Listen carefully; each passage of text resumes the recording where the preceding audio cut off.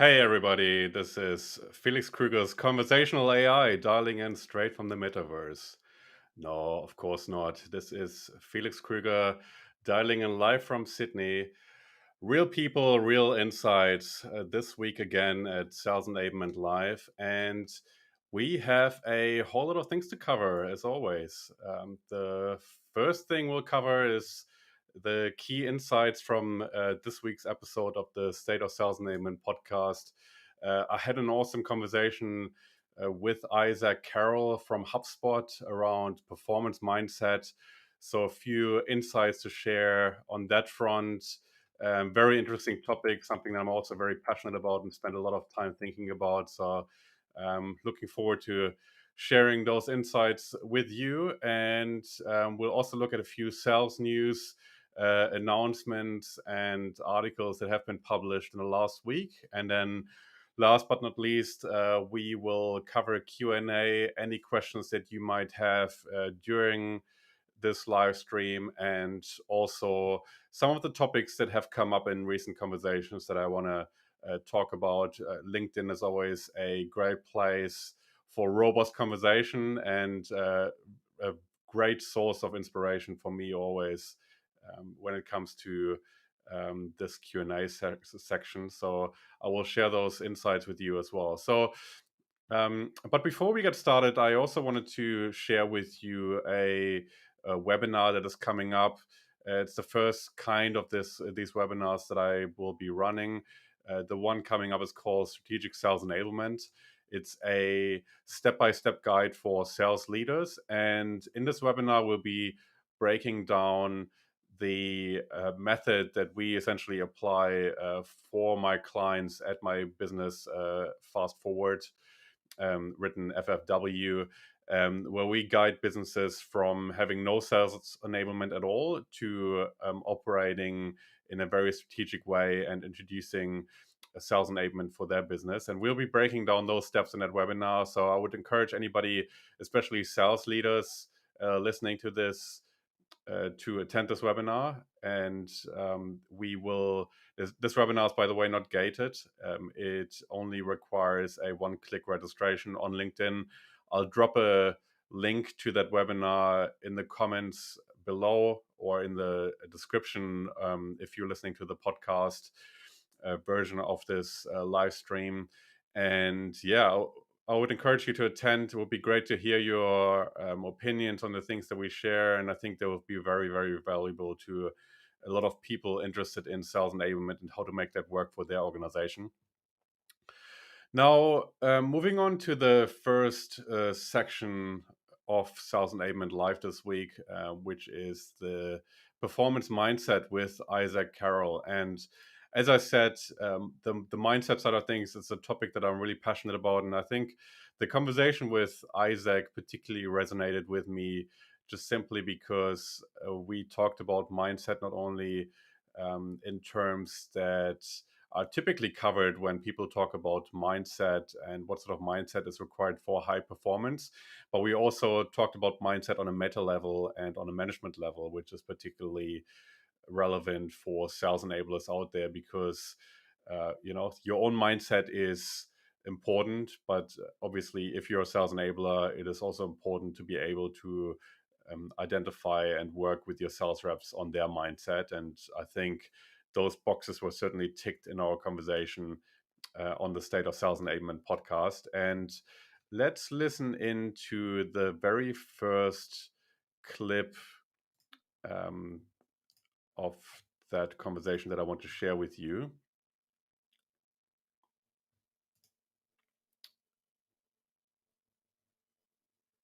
Just give me a second.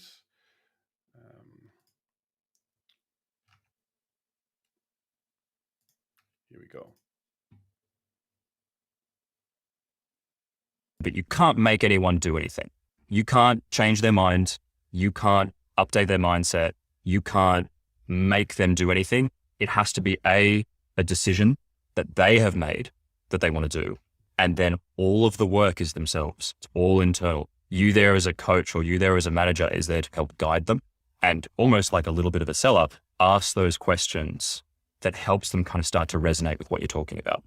So if we talk about the individual, can you develop mindset or can you build mindset?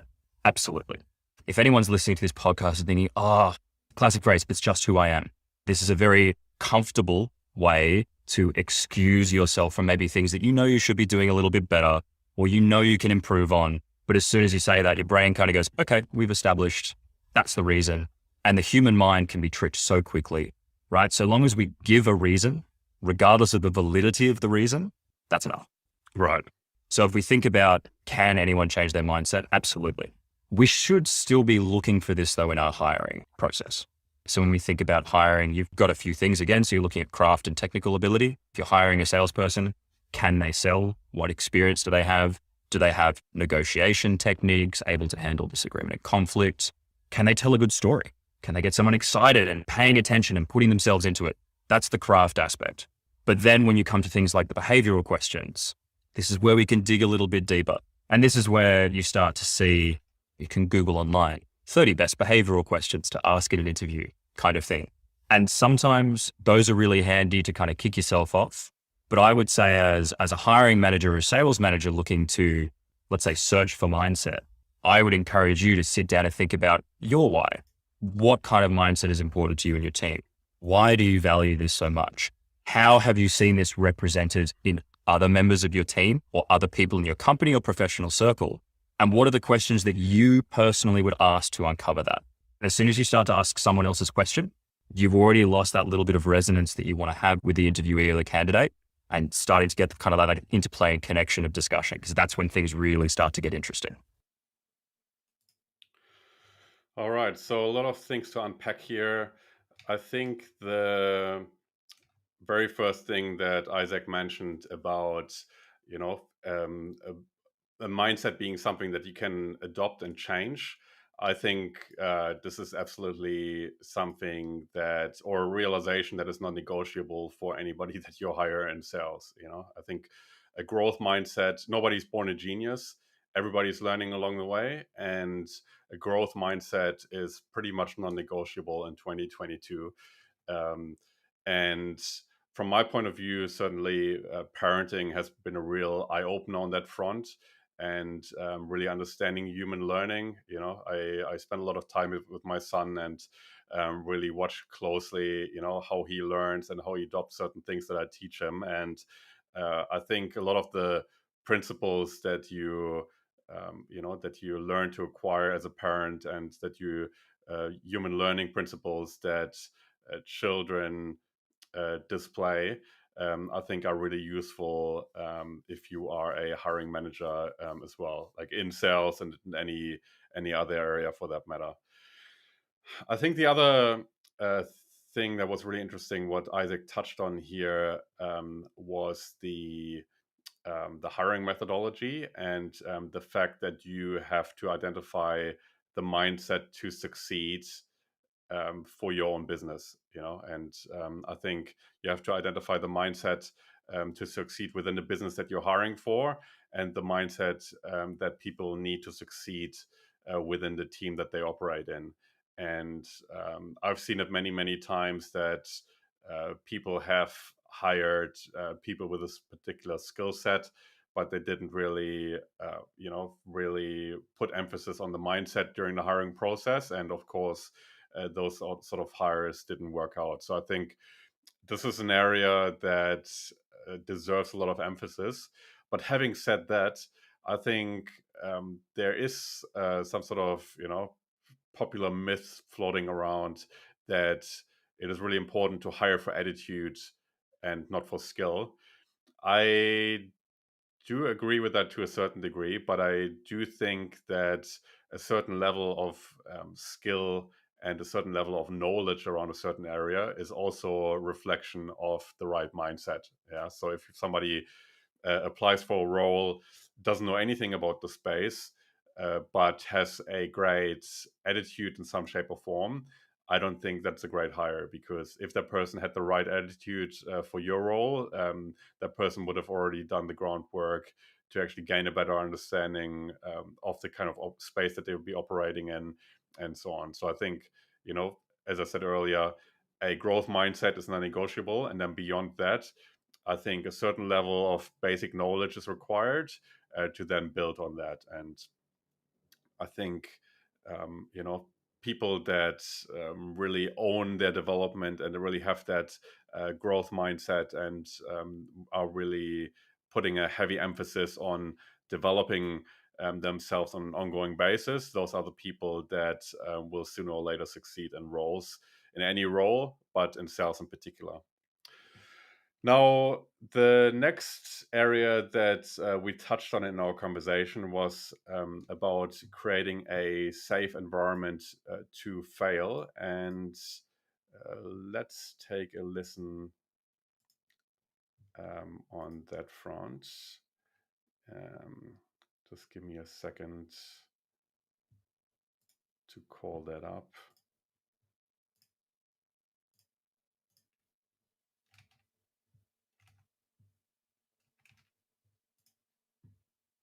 And this is definitely something that you're seeing more and more companies do, as well as sport, is creating that safe environment to fail.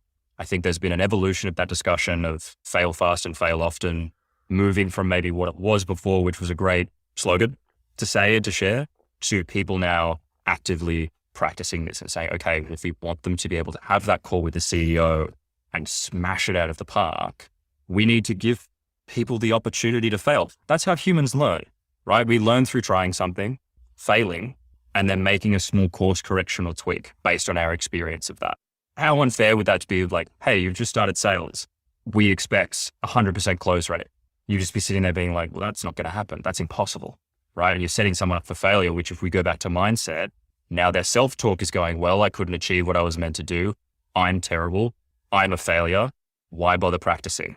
It just descends so quickly, so quickly.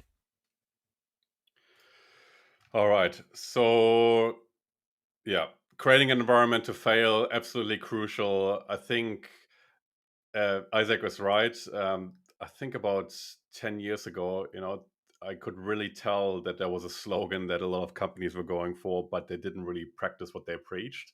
So they were all, a couple of companies that I worked at always used to say that, like, fail fast and this is a safe place to fail. But then when it really came down to it, they expected perfection. So I think the evolution of that sort of attitude has really taken place, and I can really tell that a lot of companies, especially in the tech space, are living that now. I think some other industries might be behind on that front, and I want to share a slice of life here around that topic. And there's a company that I have been exposed to through somebody in my network, not in the tech industry or not in the tech space.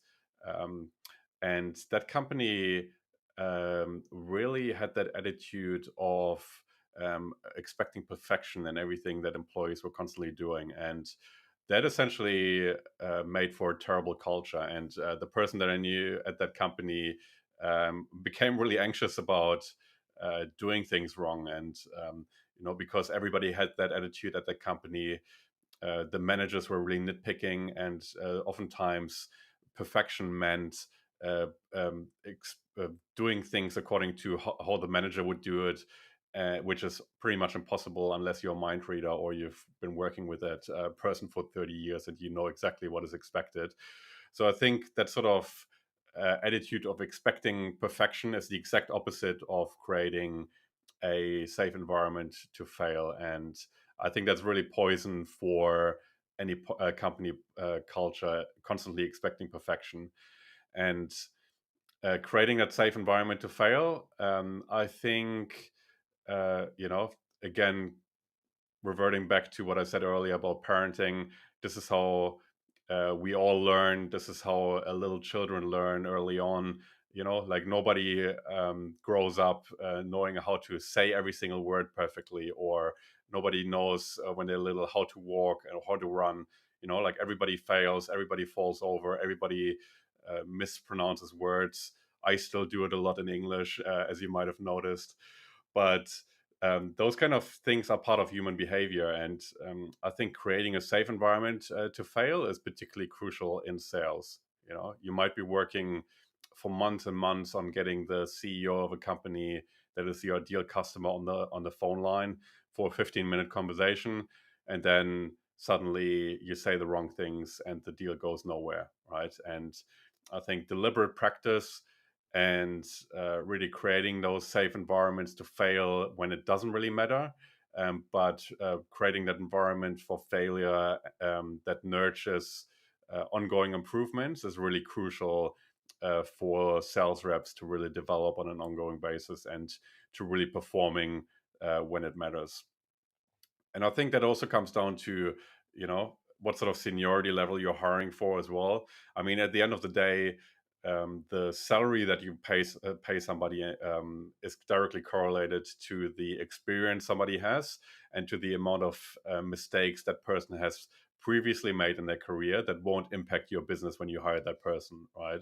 Assuming that people don't make the same mistakes twice, this is essentially a way to mitigate the risk of somebody making a mistake that might impact your business in a negative way. And hiring a senior resource, mitigates that risk of that person making that mistake again, and that's why you pay that premium.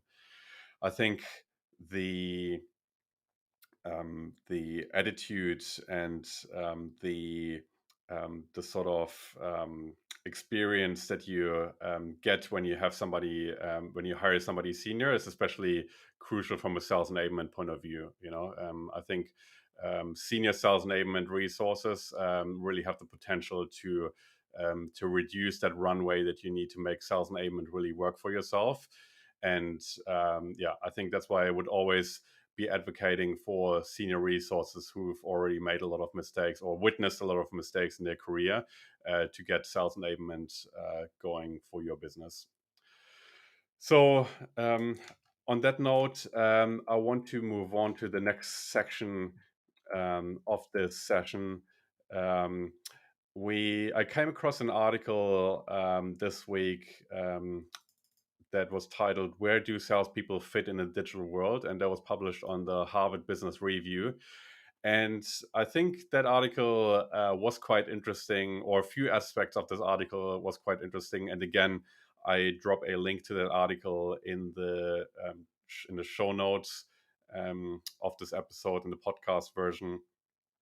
I think generally speaking, this was not aimed at a specialist sales audience, because a lot of the things that they mentioned was pretty much preaching to the converted and stating the obvious.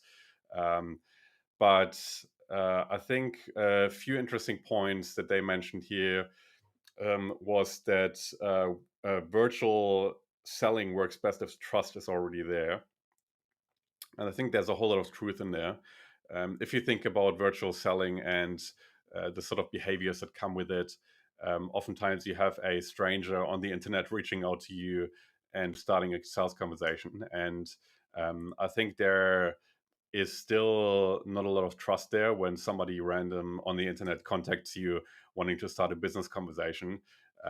This is where things like authority indicators or trust indicators come in terms of testimonials and track records and so on. And this is certainly why LinkedIn is such a popular platform, because it allows for those sort of indicators that build trust in a sales conversation. But I think virtual works best if the trust is already there. If there's a certain degree of trust, the conversation, the remote conversation through virtual channels is much more effective, and that essentially, is the lubricant for those conversations that is needed, and to avoid conversation stalling and people just disappearing into the darkness of the internet. The other aspect of this article that I found quite interesting was the note that in person is still best in commoditized markets. So, meaning that the less differentiated your proposition is, and the more comparable offers are out there, the more in person really matters. And again, this comes down to the impact of trust being created, and human connection contributing to the stickiness of a sales conversation.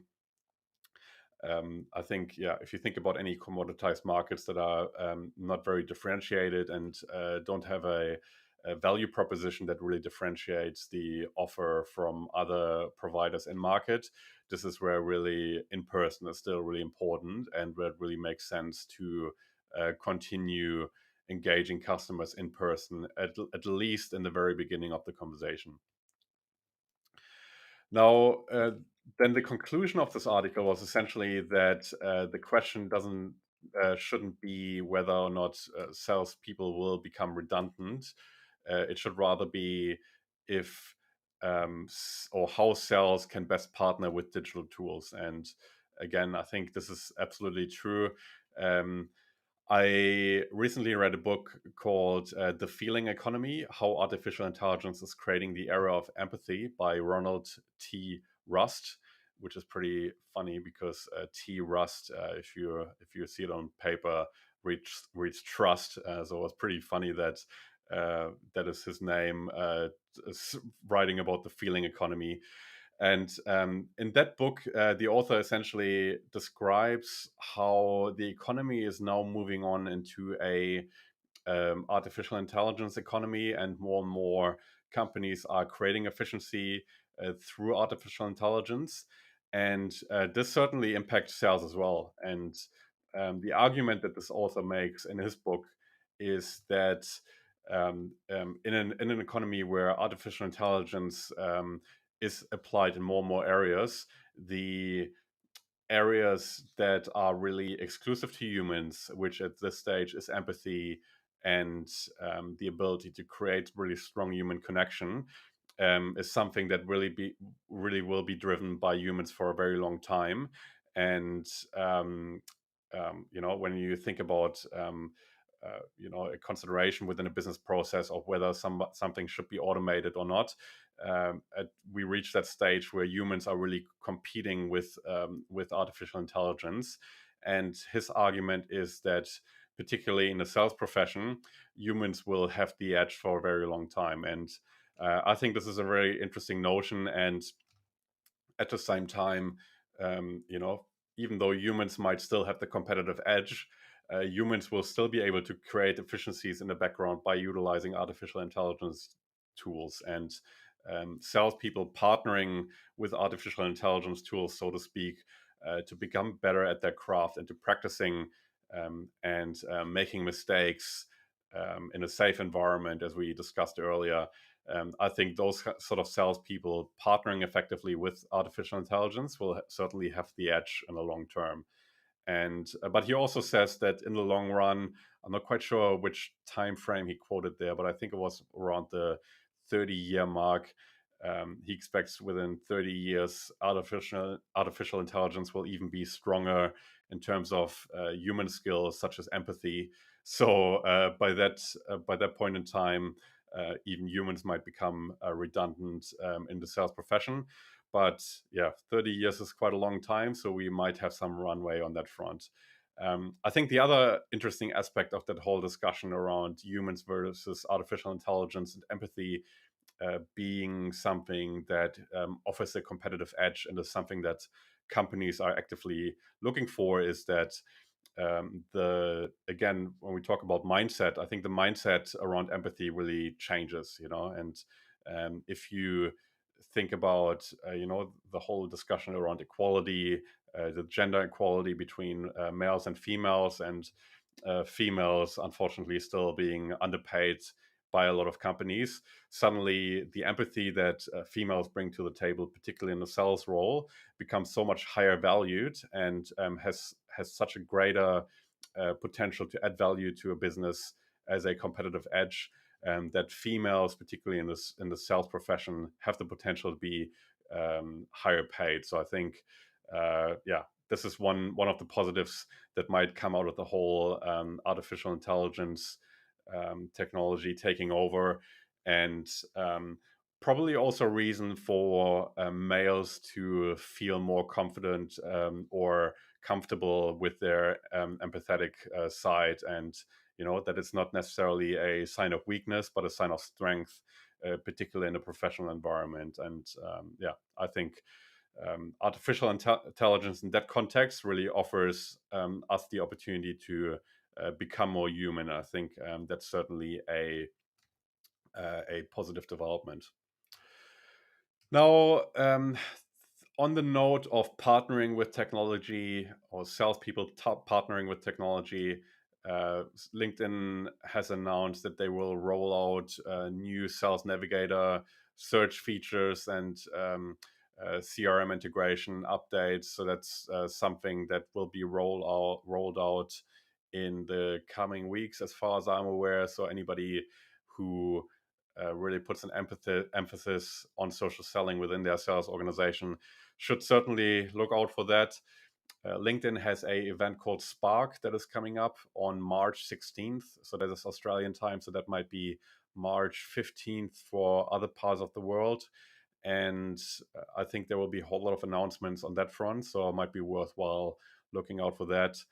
Again, we will drop a link to all of those mentions in the show notes if you want to check that out. Now, to finish up, I just want to touch on a couple of conversations that I had this week.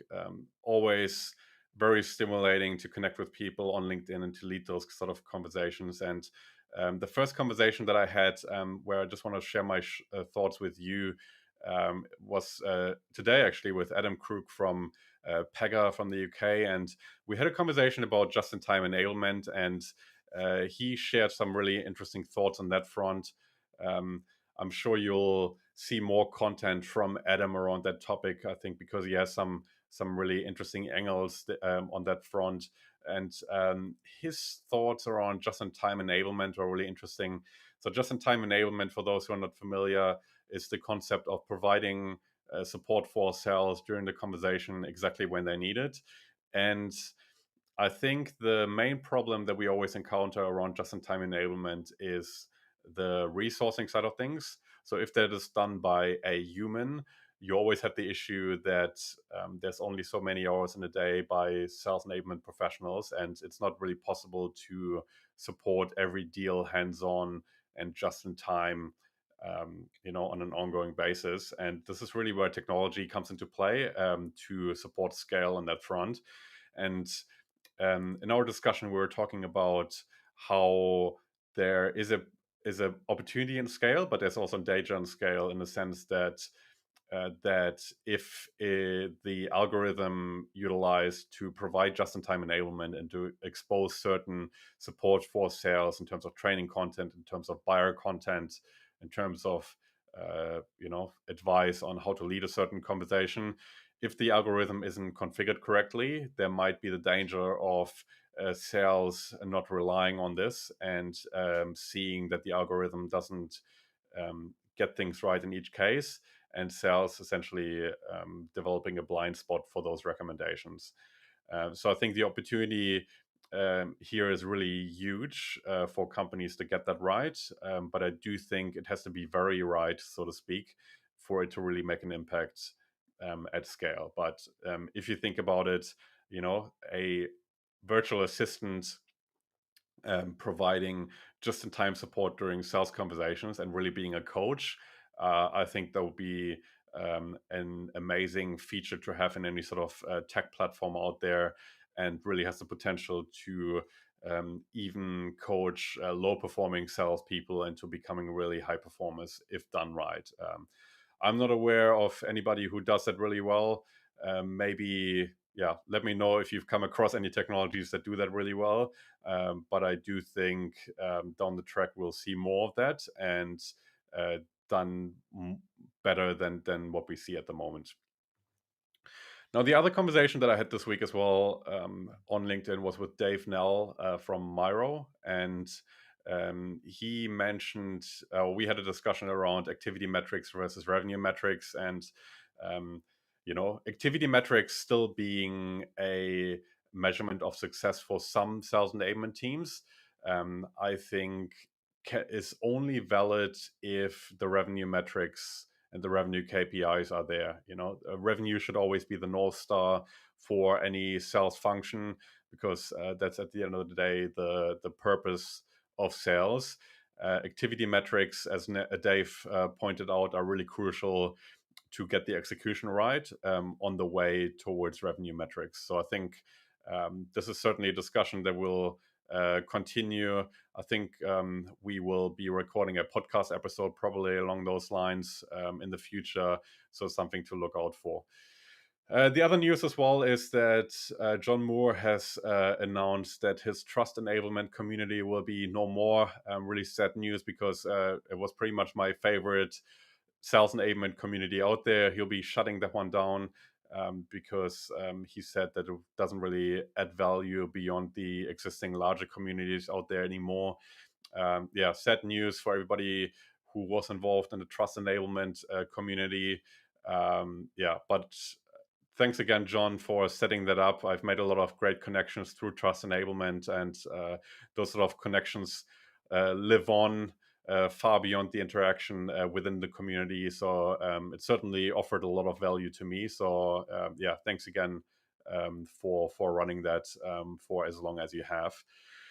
Now, to finish off, I just want to point out a few episodes that are coming up. Really excited about those. I have recorded a interview with Bryn Tillman, who's a brilliant social selling expert. So her company, Social Sales Link, does some great work in the US. And we specifically spoke about how to get a social selling program off the ground for a sales organization. So really a great step-by-step guide coming up on that front. Later on today, I will be recording a episode with Anthony Sork, who is a leadership consultant who works on big leadership transformation projects with corporates. He's not specialized in sales, but he advises the senior leadership of companies on how to transform the approach to leadership within that organization, and he really guides that process. So I think I actually took his leadership training in a previous corporate role, and I thought it was incredibly powerful. So we'll talk about some of his principles and how that can be applied to sales and sales enablement. And then I also record a episode with Mike Kunkel to talk specifically about buyer acumen and how that can be nurtured within an organization. So that will be coming up soon. So please make sure to subscribe to the State of Sales Enablement podcast if you haven't already, if you want to listen to those episodes. And as always, thank you so much for your support. If you listen to this episode, always keen to hear feedback if you want to continue the discussion around certain topics, or if you are keen to hear about certain topics that you want me to cover. Thank you so much, as always, for listening, and I will speak to you soon. Bye-bye.